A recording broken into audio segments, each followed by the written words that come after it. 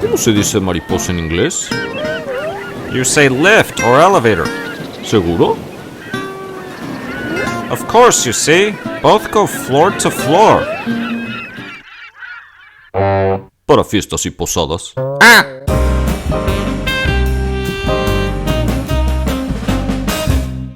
Bienvenidos, les tengo algo especial hoy y unos de estos vocablos son comestible y comer. Y comer es uno muy interesante. Comestible en inglés, por ejemplo, sería edible, recuerden eso. Y comer sería to eat. Interesante. Ahora vamos a ver, en el caso de comestible, algo que se puede comer, tipo alimento o algo, no es tan interesante en sí, porque comestible viene de comestibilis, y si ustedes han visto otros videos, ya sabrán que la IS al final de latín, la S la ignoramos, se pierde, S-U-M, o la M se pierden, y la I desciende a una E. Recuerden el triángulo vocálico, tenemos I, E, desciende, A o U. Entonces desciende, simplemente baja la I a E, y es todo. En el caso de esta I, el com sería un prefijo, lo vamos a ignorar. Cuando tenemos la fuerza tónica y está cargada a un lado de 3 sílabas, entonces aquí sería 1, 2, nada, 1, 2, 3, serían estas 3, la sílaba del medio pasa por síncope, es decir, se pierde, se elimina, simplemente desaparece. Y es por lo que terminamos con comestible.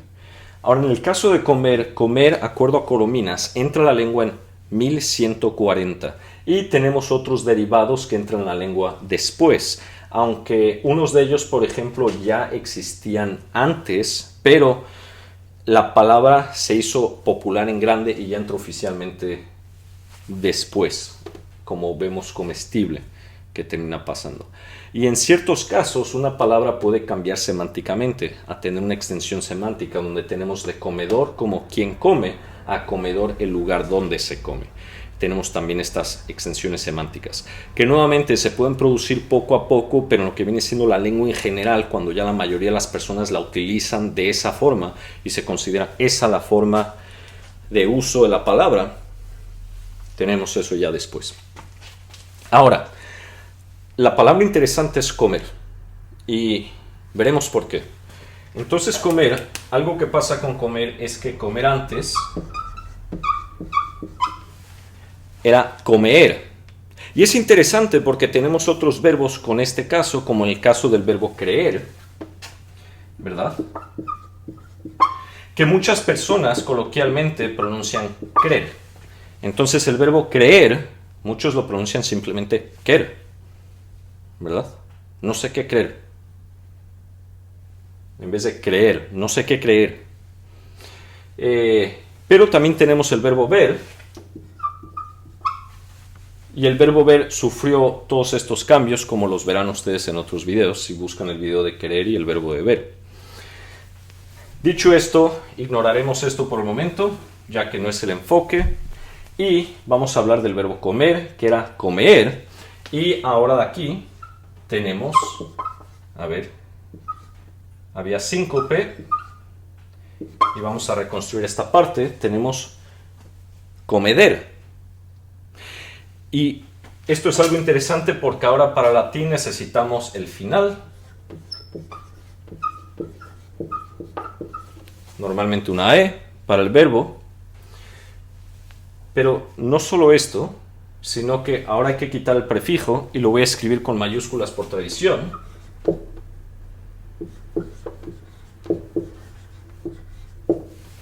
Y este sería el verbo. Entonces aquí tenemos edere, que es lo que nos da comer. Que es algo fascinante porque en otras lenguas romances no fue esta la palabra.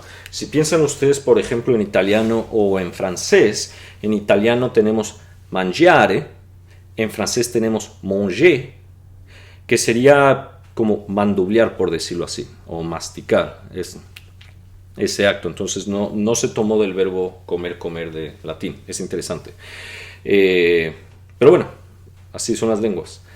Y ya después tendremos otros ejemplos en otros videos. Pero vamos a continuar. Ahora vamos a continuar con algo interesante. Algo que sucede en latín a castellano frecuentemente es que cuando tenemos un sonido, que es un sonido, por ejemplo, oclusivo, y no tiene que ser necesariamente oclusivo, pero este sonido es un sonido sordo, es decir, las cuerdas vocales no vibran. Normalmente se sonoriza, entonces, por ejemplo, la P pasa a B, el sonido K de la C, por ejemplo, pasa a G, la T pasa a D. Esos son unos de los ejemplos. En este caso tenemos una D, pero digamos que haya existido una forma antigua donde era una sorda y este sonido sordo se haya sonorizado.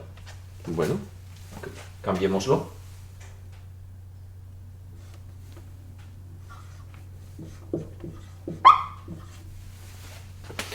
Ahora esto es algo que estoy inventando. Bueno, yo no lo he inventado, lo han inventado 20.000 personas para hacer este ejemplo. Pero ahora digamos que haya una lengua hermana o un derivado de esto, donde el marcador de infinitivo no sea con ERE, como en este caso. Que en vez de esto fuese EN.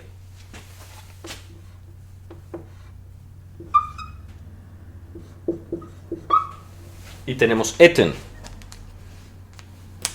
¿Alguno de ustedes ha viajado a Holanda, por ejemplo? ¿Han escuchado esto?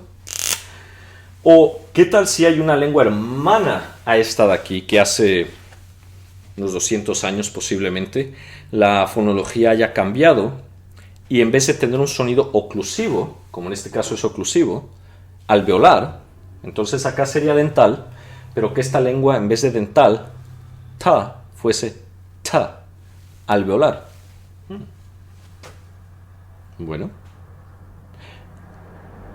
¿Qué tal si se hace fricativa, de oclusiva a fricativa? ¿Cuál viene siendo la fricativa? Ta, sa, sa. Entonces, en vez de eten, tenemos essen, como ich essen eine Schokoladentorte. Interesante. Tenemos aquí el alemán. Fascinante. Pero ¿qué tal si de aquí esto continúa y de eten... Imagínense pasos, yo me voy a imaginar pasos, tenemos ete, yete, yet, it, pero lo vamos a deletrear así. Entonces, to eat, del inglés, proviene de algo similar que essen, eten, edere, que con el tiempo dio comer. Es decir, que la palabra to eat en inglés tiene, se podría decir, un ancestro en común con la palabra comer en castellano.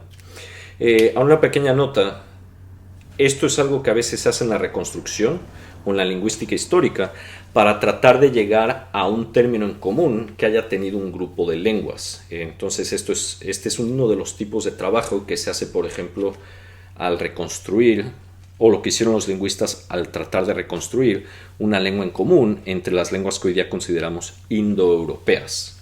Y esto sería un ejemplo de cómo llegan a este término que posiblemente sería el indoeuropeo. Pero aquí pueden ver la relación. Pero no solo eso, sino que recuerden cómo se dice comestible en inglés.